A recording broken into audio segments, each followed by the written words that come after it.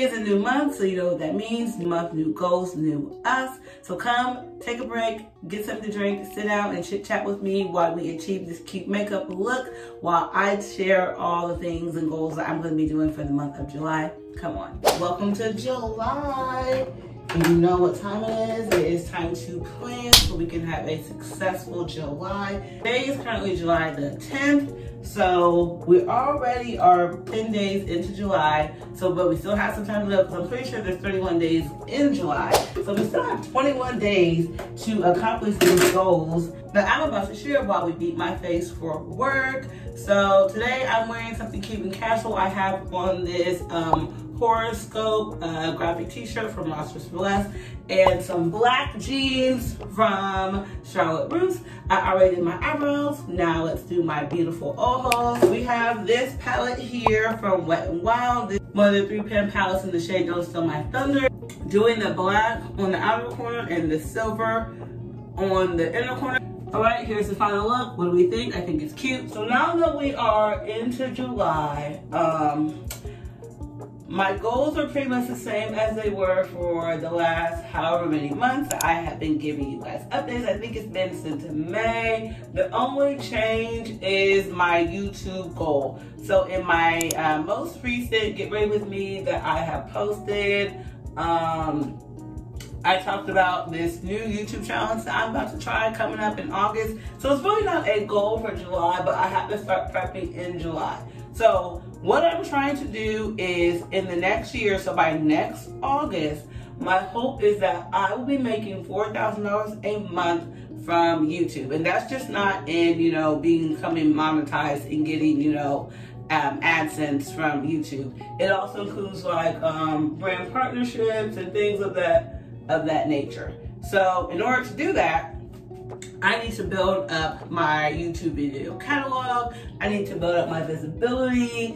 And I'm also hoping that by me building up my personal brand, that I will bring along my boutique brand Bronze Doll as well. So I still have some focus on her, but I'm finding it hard to pick which one to focus on. So as you guys know, I've had my boutique Bronze Doll for 3 years. Her birthday is the 14th of this month. I need to figure out what I want to do in terms of my marketing. So I've shared before, I typically use Facebook and Instagram ads for my marketing.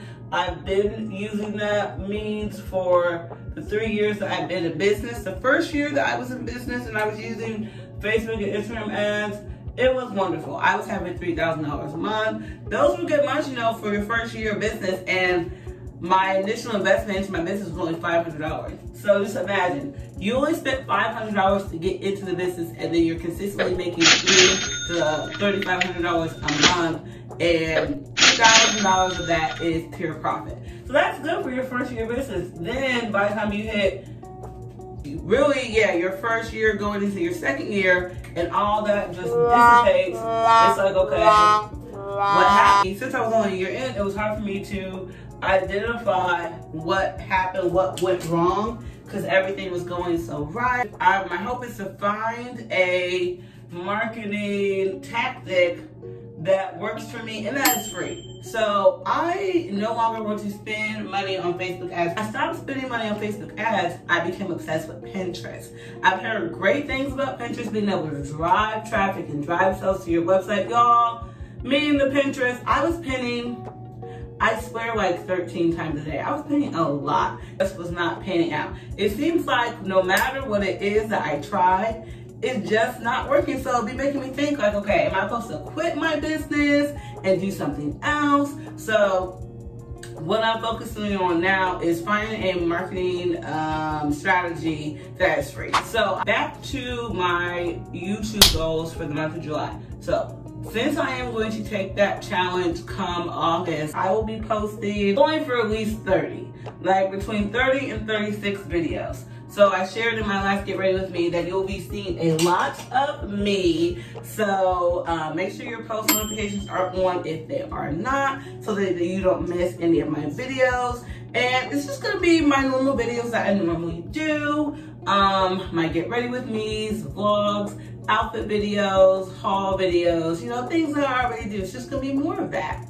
And if you have any video ideas, I would love to hear them. Put them in the comment section. Eyes are done, the liner's on. We're going in with our mascara. If you have any mascara recommendations that you'd like me to try, please put it in the comments. We're using the Milani Highly Rated Lash Extensions.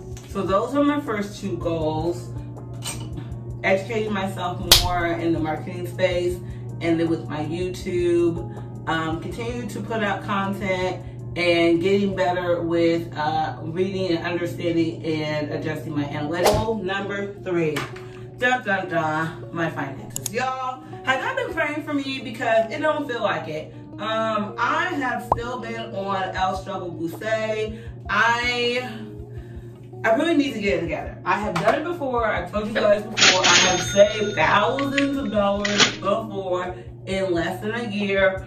And when I think back on it, it wasn't that bad of an experience. Like, I don't remember like really suffering. I do remember it taking me like 3 or 4 months to really get it together, because I thought I could still like, not necessarily buy like I normally would, because I wasn't necessarily on a spending fast. It was more so just a little bit more conscious spending. I'm trying to get better with my relationship with cash. Cash burns my hands. I must spend it. I must buy it. I really want to understand where that comes from. And then we're going to save $100. I know. I got to start somewhere, y'all. I'm going to save $100 in cash. These are our base products for today. The Health Halo Glow Liquid Filter in the shades 5 and 6. Me in this car. So in my vlog, I talked about my new plan for our ultimate goal, which is obtaining a BMW X4 or X6. The new plan to get this Beamer is I'm going to save $6,000 on my credit card. So every month we're gonna put $1,600 to $2,000 on our credit cards for 3 months. By the time we buy this Beamer, we'll only owe $6,000 in the car. So listen to the plan. Tell me if it makes sense. So we're gonna put $2,000 on my credit cards over the span of 3 months in Jesus' name. And then once we pay that down, you know, of course our credit score is gonna go up. I want to get the lowest interest rate known to mankind. So then we're gonna go get us a Beamer and get that Beamer. Then the payments that the balance that we still have on my Nissan, we're gonna get that money off the credit cards, because at that point it doesn't matter what my credit score is, because I have a Beamer now, so it doesn't matter. And then we're gonna pay off the Nissan. You know what time it is? It's story time intermission. All right, so for today's story time, I'm gonna tell a story of how I was catfished by my boo teen at the time. So I have told a story about this man before. I'm gonna link the story right here. It's about the time my ex-boo stalked me. Yes, so you can imagine how we went from catfishing to stalking. Yes, so here's what happened. So I'll give you some context about this man. I met him on, I believe it was Plenty of Fish. I can't recall, y'all. Like I told y'all, I was on all the dating apps. I'm on none of them right now. But at that time, my profile was everywhere. But I have different pictures on every profile, because I feel like I don't like people who use the same pictures. And I update mine with the season. So if it's like summer, my pictures are me in summer clothes. If it's winter, my pictures are me in winter clothes, you know. I'm all about the aesthetics. So originally met, he just off the bat was calling me his girlfriend. Y'all know how I feel about that. But I was like, well, maybe he's just saying that, you know, like how I be calling people my husband. So I was letting it slide. So we're getting to know each other. We're having like our ups and downs. My ups and downs are because he had a lot of jealousy and security issues. He thought I was messing with and talking with everyone.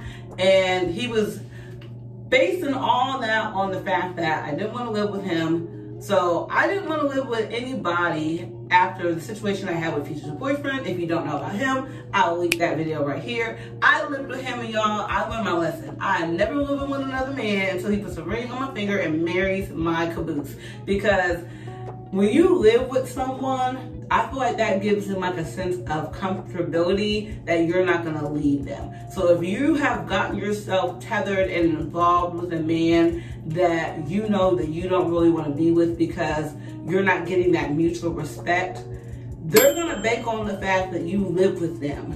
So they're just gonna, you know, be giving you HE double hockey stick because you live with them. Where are you gonna go? Your house is their house. we were just having a lot of problems. He just didn't understand why I didn't want to live with him. I'm trying to tell him, like, I don't want to live with you because are you going to marry me? Like, if you're not going to marry me, then we don't need to live together. It was just a lot of just nonsense. Month or two, I started to see his anger issues, his control issues, his insecurity issues. He was used to the women he dealt with doing what he said to do. I'm not used to that. Like, for whatever reason, those are the men that I pick. Like, if y'all pay attention to my story times, like, a lot of these men that I pick, y'all, are used to women letting them do what they want to do. Like, I don't subscribe to that. Like, I do what I want to do, not what you want me to do. And if you don't like it, you can leave me alone. And then the thing is, they never want to leave me alone. They just want to continue to try to berate me and get me to do what they want. Sir, it's not going to happen. So we have like ups and downs and ups and downs and ups and downs. Like, there's so many stories that I will eventually tell about this man. So I meet him in the summer, ups and downs, ups and downs. Now we make it to December. So we're in December and we're having some issues. This time, he was getting deep in what I call an obsession with me. He was obsessed that I was dealing with some other people. So from my experience, when someone obsesses over the fact that you're cheating or you're entertaining other people, it's because they're doing it. Wow. It's their guilty conscience. So they think, okay, so let me distract off of me. I'm gonna say that you're doing something. To me, my psychology degree that I paid all that money for, it came into use, y'all. I was like, oh, he dealing with someone. That's why he's so heavy on my tail about me dealing with somebody. So at this time, we were not in a relationship, we were just dating. He did not like that. He wanted me to be under the confines of us being in a relationship, having that title, so I could not cheat on him. I thought you can't stop nobody from cheating on you, title or no title. So I did not want to be his girlfriend because I had seen this type of behavior. I'm like, I don't want to attach myself to someone who acts like that. So we're going back and forth. He's just like, you need to be my girlfriend or we're not going to talk no more. I said, fine, we're not going to talk no more. He's like, oh no, I didn't mean it like that. I said, well, what did you mean it then? What did you say it for? So because we were just dating and I knew I wasn't going to marry him, y'all know where I went. Yes, back to Plenty of Fish. Now at this time, me and Plenty of Fish were getting along great, y'all. There were some really nice men on there, a lot of men on there with no kids, just wonderful people on there. Now, not so much. This was like 6 or 7 years, or maybe even 7, 8 years ago. So back then, I think Plenty of Fish was still fairly in its new baby stages. So all the nonsense and people who really should not be dating weren't on there yet. Plenty of Fish at that time was for people who really were serious about their love life, serious about finding someone. So it was a good place to be. So I'm on Plenty of Fish, y'all. Scrolling, scrolling, scrolling. Now, as you guys know, I have a preference. My preference is 6'2" to 6'4", dark skin, fit, either slim and muscular or thick and muscular. And most importantly, well, those are my physical attributes. And then, you know, the no kids. I run across this beautiful dark-skinned 6'3" man with no children. Now, since I've been on dating apps for so long, I usually am pretty good at spotting fake pictures or pictures that seem like they could be fake. And this profile was like giving real. So on Plenty of Fish, you know, you don't have to match with someone, you can just message them. I'm quick to message somebody first. So I message him, we're talking back and forth. And for me, when I meet people online, I want to meet you in person as soon as possible to see if we even, you know, meld well together. So we're talking on the internet and he asked me on a date. Now at the time, my sister was in town. She was hanging out with some old college friends of hers that live in Indianapolis.